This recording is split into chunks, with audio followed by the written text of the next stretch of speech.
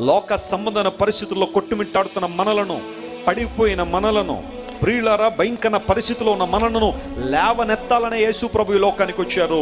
పేతురు అత్తను దేవుడు లేవనెత్తి ఆమె ఉపచారం చేయిస్తున్నట్లుగా కావలసిన శక్తిని, బలాన్ని ప్రభు అనుగ్రహించాడు.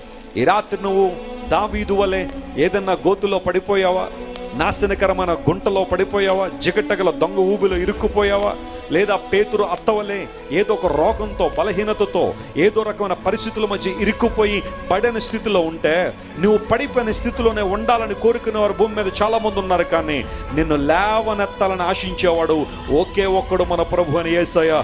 నమ్మిన వారు గట్టిగా చప్పట్లు కొట్టి ప్రభునామమున మహిమపడదాం. Let us glorify the name of the Lord, because he is the one who cares for you and who has a great concern for you to lift you up. నిన్ను లేవనెత్తాలనే ఆశించే దేవుడు. నీవు పడిన స్థితిలో ఉండడం ఆయనకి ఇష్టం లేదని బైబిల్ చాలా స్పష్టంగా తెలియజేస్తా ఉంది.